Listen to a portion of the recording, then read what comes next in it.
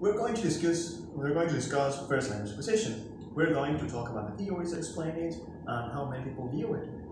First of all, we're going to talk about a brief introduction.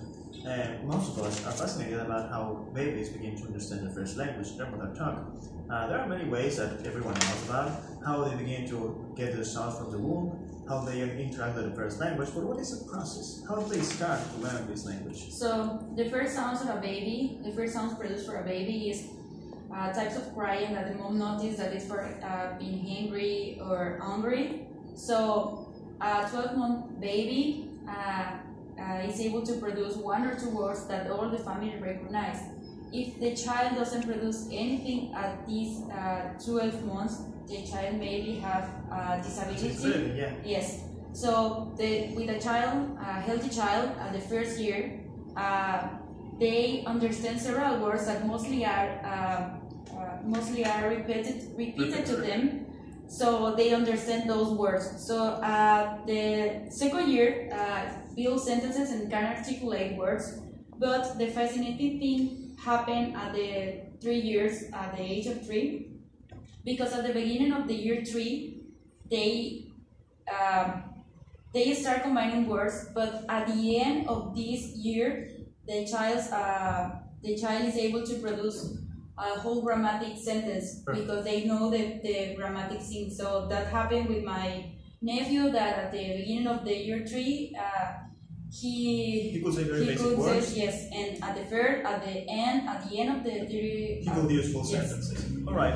So we need to talk about the most basic, some of the most important parts of language development will be negation and questioning. So what can we say about negation? Negation is a really interesting process. Why? Because babies start to negate the simple word no.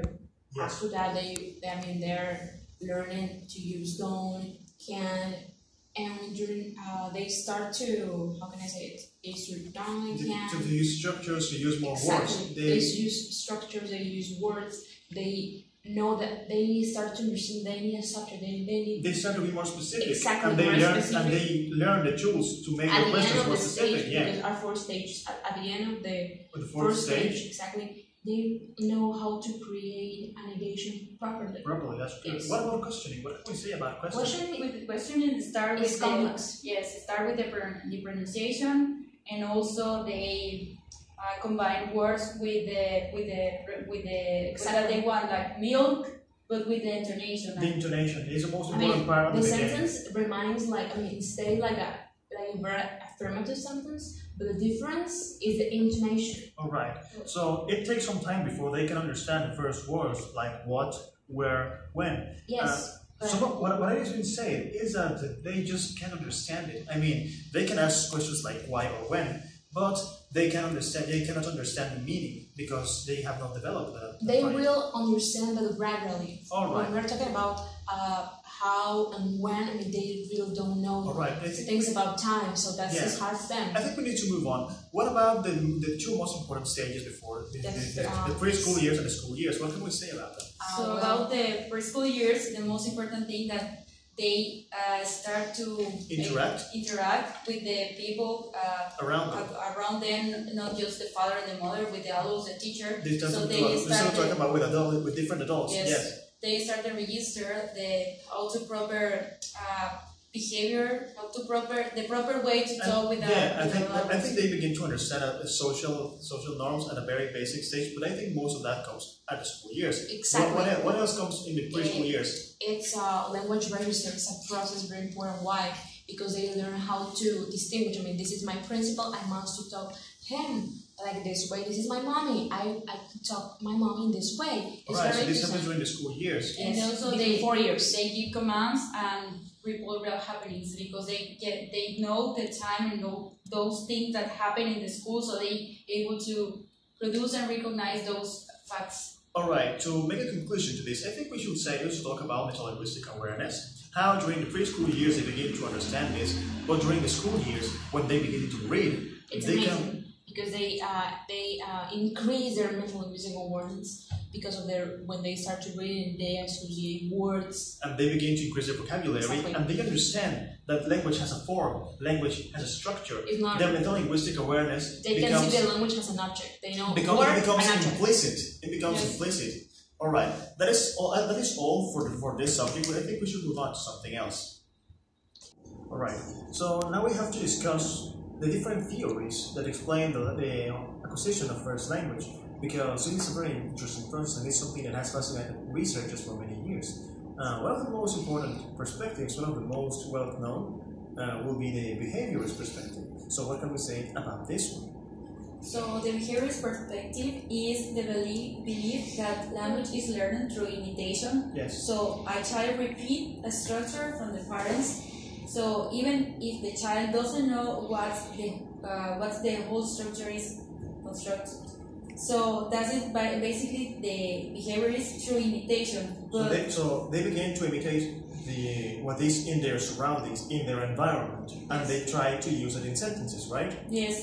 So the thing that behavior is different is that it doesn't explain how children can produce words or a structure that they have never known. All right. So basically, I think something important that needs to be said about this theory is that it takes a lot of importance in the environment, because that's what children acquire their knowledge. Something that this theory says is that through repetition and feedback, they begin to acquire habits. These habits are made through reinforcements, be them positive or negative. If something is negative, they will discard it, and if something is positive, they will make a habit of it, right? Yes. All right. So the last thing you said was something about creativity? Yes, that this theory doesn't explain how about what I say, how the children produce those words or structures that they have never heard before. So children do not repeat everything. Yes. Do not repeat everything indiscriminately. Indiscriminately, yeah. They focus on new information. Just on what they know, just what they understand and what is useful for them. I'm not agree. You don't agree? I don't agree with the behaviorism. Yes. Because if you think about it, the child cannot acquire all this grammatical role just because through imitation. It is not enough, right? It's not enough. So that's why exist other theories such as innatism. What can you say about innatism? What does it say? Well, innatism was proposed by Chomsky, yeah. like everybody knows. And according to this theory, we have in our brain something very powerful that allows to us to acquire a first language. Yes. I mean, this is called universal principle or universal grammar. What does universal grammar say? What is this universal grammar? This universal grammar is the capacity that we have, as a human being, to learn another language. Yes. A first language. It compares with the ability that we have to learn to walk, to learn to another activity. All right, so basically language learning is just another skill of our body. Exactly. Something that we are born, just like we can learn to walk, we can learn to use language. Yes, but if you analyze, also, it's a good theory, but it doesn't cover the entire necessities talking about acquiring a first language. Yes. Because everything cannot be just in your brain. You have to really study deeply some grammatical structures to learn to talk properly. This is what is so important about universal grammar, right? Because this universal grammar covers something, a very basic understanding that all languages have a principle. So this is important because when we learn to use a universal grammar, we learn to use those principles that we already are prepared to know, and we know how they work in our language, in our first language. This is what is important. And also, I think about this universal grammar is that say that we spend the rest of the time discovering or unlocking of the brain those grammar that is universal that yes. you say. So this, I think, is important. This is important thing because it's amazing how we can just acquire those structures. All right. All of this talk about this universal grammar and this period reminds me of another theory. This one is called the universal. The critical period hypothesis. Yes, sorry, yes, I was. Exactly. Yeah. For me, it's very interesting. I support this theory because if you research something about the plasticity of your brain, it's really amazing. Yeah. What can you say about this? So I think this critical period hypothesis is that if you don't learn the specific abilities that you need to learn in a specific time. You are A not specific able age. in a specific age. You are not going to be able to acquire those skills later on. So that's happened with a child that in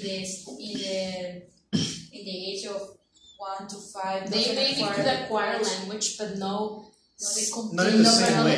Exactly, not in the complete way. All right. So they will have a very limited language and vocabulary. All right. Before we move on to the next subject, I think there is something that needs to be said about this theory. Yes. It is very hard to prove that this theory is correct because there are not examples out there in the open to study. Every single child at different ages is exposed to language in one way or the other. And it has been tried to use the examples of feral children Yes. that have been isolated from human contact throughout their entire childhood.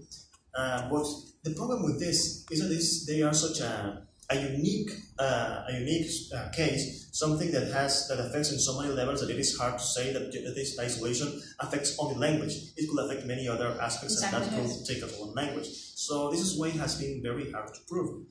So now, once we have covered these few theories, I think there is something else that needs to be said. There are theories that are focused on the interaction with the environment. For example, some of these theories, just like the behaviorists, got some importance, but they focus mainly on the environment. Yes. Learning. One of those persons who studied it was Piaget. Piaget was very focused that learning, we could learn through the physical interaction. Yes. For example, I have my own example. Have you ever heard the word taravita? I think we have. No, right? No. I grew up in a ranch with my grandfather, so I didn't know what was that. So one day, my grandpa showed me. I mean, he was holding on his hands a taravita. Yes. So I made a match between the word and the object, yes. the physical object. So that was easier for me to associate exactly and understand that was taravita. Well, I think this goes according to Piaget's theory, but our problem with Piaget is that he used language as just a means to explain the knowledge the child acquires. Piaget never focused on language, he focused on learning as a whole, and language was merely the tool to produce this. I would like to talk about Vygotsky, another theory very important he had. He didn't see language in this way because for him, this was more like internalized speech. It was the same as knowledge. Knowledge was just internalized speech, thinking. Something very important for Vygotsky, it was the interaction with other people to further develop their own language. Something like feedback.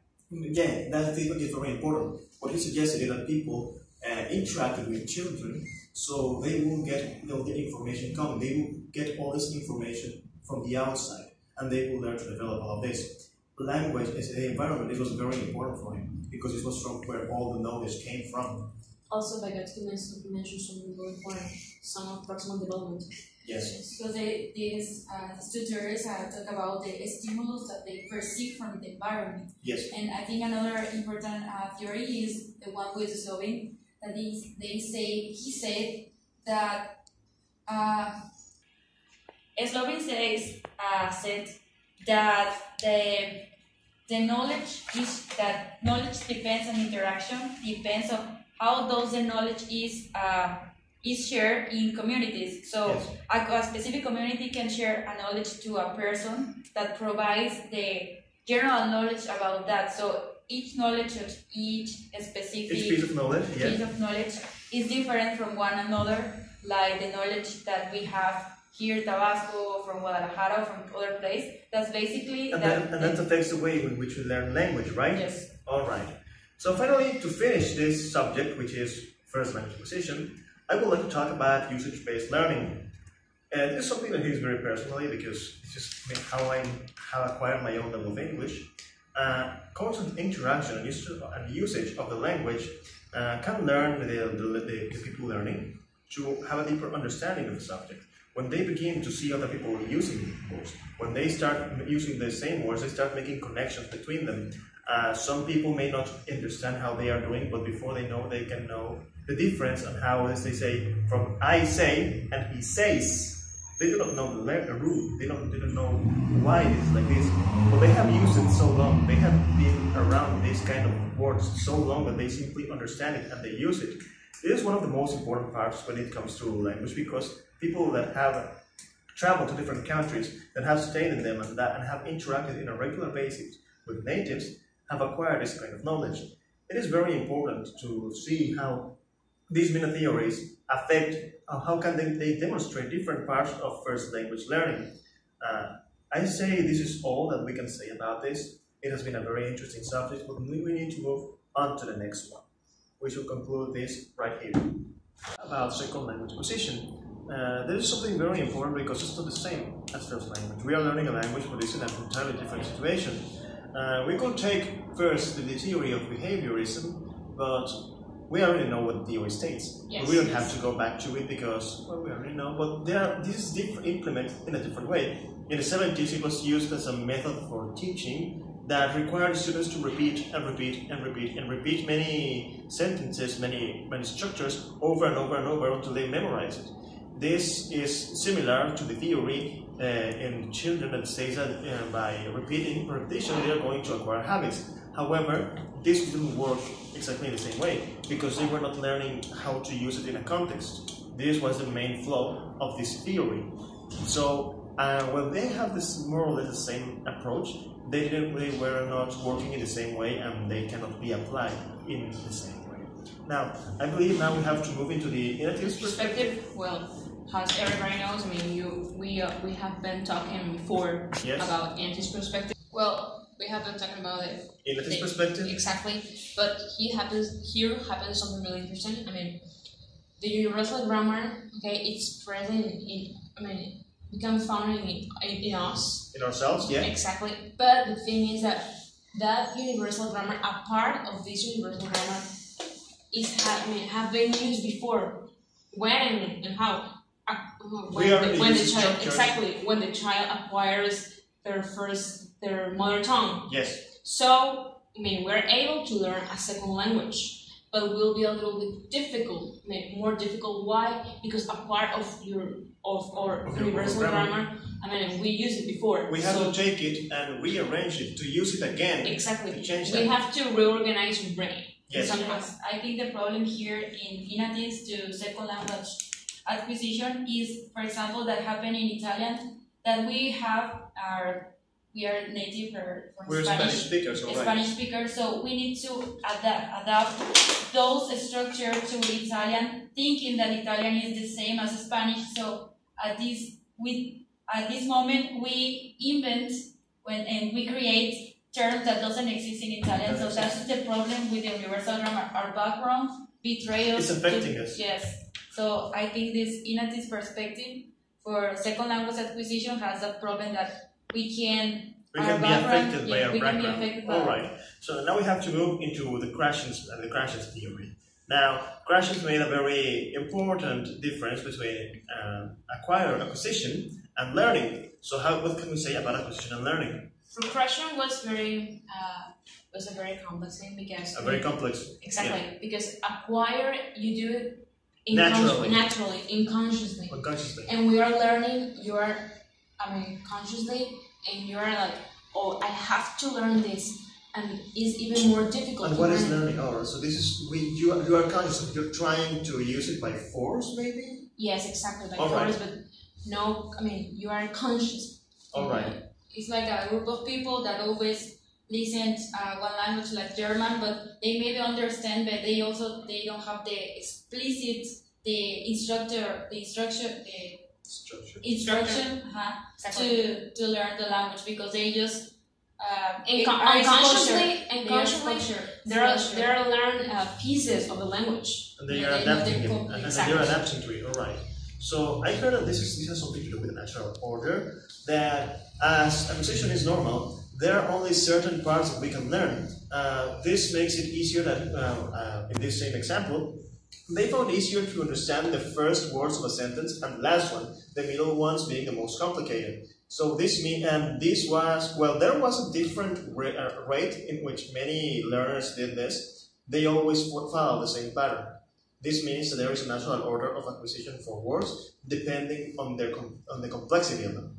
So now that will lead us to the comprehensible input. The comprehensible input is that if we are we exposure to a language, but just we are going to receive that language if we are in the level to, if our brain is our brain have those complete language and knowledge to receive that exposure. Like if we go to Germany and we have some basic knowledge, we are going to receive knowledge, and this knowledge is going to be productive because we know these basic things. But if we are like in zero, we are going to. All right, we need to be exposed to a level that is right outside our current level. Then. Yes. All right. So to finish this, there's something about affective model. That is something about the motivation. And if a student have a bad teacher, the student is never going to be able to produce or learn anything because they have these problems, maybe anxiety or something like that. That is they are going to filter out. Yes. They're going to filter out the input. And that's affected. All right. To talk about the cognitive perspective. This is important because many people, many psychologists specifically, talk about how there is not a specific part of our brain that focuses solely on language. This is part of our learning as a whole, and this is where the cognitive perspective comes into mind.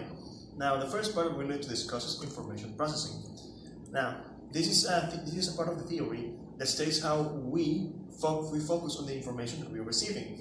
For example, when we are still first learning how to use language, we focus way too much, we as learners, on the meanings of the word. We tend to ignore a lot what is grammar, the grammatical parts of the sentences. We only do this later on. Now, this is the declarative knowledge. When we use this knowledge, we first use this knowledge that we have, that we are aware of, to communicate. For example, we think, how do I say this word that I always use in Spanish? How do I say it in English? Now, we take some time. We go through this process, and we then we proceed to produce the language. Now, what we want as learners is to acquire this level of procedural knowledge, in which this knowledge is part of our brain. We already know how to use it. We don't even think about it. Instead of thinking, what is this word in Spanish, we just think the word in English. We do it right away. And this is part of automatization. What we want to acquire as learners is to do things automatically, to not think about this, so communication can be instantaneous. Now, after this, this is helped a lot through the usage-based learning, and we need to talk about this. About the usage-based learning is in second language acquisition take place implicitly in focus and the meaning. For example, I have an example that in my German class, the teacher always, when somebody forget the homework or when somebody forget their true love, the teacher asks, what about the Hugo? And a girl responds, schon vorbei. So in my mind, I figured out that this schon vorbei is like something that you forget. But an example in German class that when the teacher asks someone about her ex-girlfriend or boyfriend, yes. The guy responds or the girl responds, schon vorbei. So in my mind, I figured out that this schon vorbei is like something that you forget, but I didn't know. I even know how to write or how to use. I know how to pronounce and the meaning. And this usage based is practically this used in this second language acquisition. So about the competitional model is try to associate that the competition model search that the students that also the learners associate words with the meaning, because it's a huge problem that we have, that we can the vocabulary can remain in our mind because yes. we tend to forget that. So usage-based learning reinforces this vocabulary, yes. And this is where the competition model comes to mind yes. too. So in the competition model, I have an example that if we don't know in German, if we don't know that word, the teacher doesn't speak in Spanish, so they try to speak in German and associate a word, for example, apple, that is apple, yes. with pineapple, that is banana. So they explain that banana is the same as pineapple, so Students can say, okay, it's a fruit. So that is basically these two theories involved. So now we need to move into the interaction hypothesis. Interaction hypothesis, like the name of the theory say, it's more about interact between the speaker and the learner. Yes. We have like three main Stances. Three main stages or something. Like Yeah, that? I understand. Yeah. Yes, but the first is related with, the person who is speaking to us, try to make sure that we understand. For example, in my English class, teacher Garza was asking, "Do you understand what she said? Do you understand?" That's the main idea. The speaker tried to make sure that you understand. The second is when you ask the speaker that repeat that word again in order that you can understand. Yes. Exactly. For example, in French class, when we start with basic French, I remember we asked to the teacher, vous pouvez répéter autrefois? Basically, could you repeat again? Yes. Exactly. So the last stage is when you repeat something, you learn something, but not because someone teach you the grammatical structure, it's because you hear it. For example, when my other English teacher said, who's missing? He was giving the exam and she said, who's missing? Oh, I understand that. He was asking who did an exam, and that particular word stays in my brain. Yeah, and I understand something from this, that it is different from Vygotsky's theory, because in Vygotsky, all the information came from the outside. Exactly. But in this case, this is something that, of course, in both senses, you acquire inside of you. Inside of you. Now, you are given information from an outside source. In this case, the exam is who's missing. You are not being told what it means, but you inside of you create Exactly. knowledge and you That's understand. the difference, because it happens in your head, in your brain. Yes. Now, what else? What else do we need to say about this? The noticing hypothesis. Yes. The noticing hypothesis, I have a perfect example for that. When I was 9 years old, I started to watch a lot of TV series on Warner Channel. So I remember at this series, they used, where have you been, what you have done. They used the have. Yes. So I couldn't understand the exact meaning of that have. Yes. So when I start English classes, my teacher explained have, the meaning of that have. He explained it to me, the present perfect, the past perfect, the present perfect continuous. So I realized, I could make connections between that have and the explanation of the teacher. Yes. So noticing hypothesis is about that. There are clues in your environment that you don't see because you don't understand. But you couldn't do just when you are aware of that information, because if you're Exactly. not aware, you're never noticing. Exactly. Alright, so we need to move on to the next topic, the next theories. Have we talked about processability yet? No. We haven't. Then we have to do that. Processability. Then what do we say about this? Processability? Yes. Procedural? Procedural? I can't remember. No, it's like Try to focus on grammar and not focus on the meaning of the word that we tend to the teacher to. Then Are you talking about the content knowledge, procedural knowledge? Then I think we already covered this. Then finally we will have to move on to the importance of practice. What can we say about practice then? Practicing, I think, is the most important thing for a learner, because if you didn't practice, you'll never improve those skills that we need to reach the high level in a language. So it's not practicing because just practice. This is different from behaviorism then. Yes.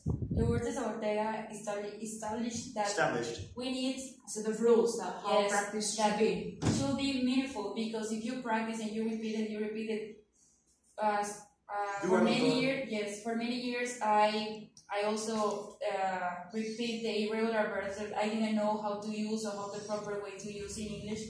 So practicing needs to be meaningful, and also focus on the essential things. It's not just practicing because you need to be able to use it in context. Yes, You need the interaction to practice that you are wrong. So, and also practice should be interactive practice. I mean, you Interact. shouldn't get bored. You shouldn't be able to. You shouldn't have to repeat and repeat over and over again for no reason. You need to be able to put that knowledge to use. To understand. The practice needs to be you putting the knowledge to use. You know how to use it in context. So the next time you use it, it's not practice anymore. It's legitimate language using. And all right. So I think this concludes our current topic. I think we have covered enough of all these subjects, and I hope that now we have a better understanding of what L1 and L2 are, and how the theories affect each one of those theories. With this, I think we should conclude the video. Thank you very much.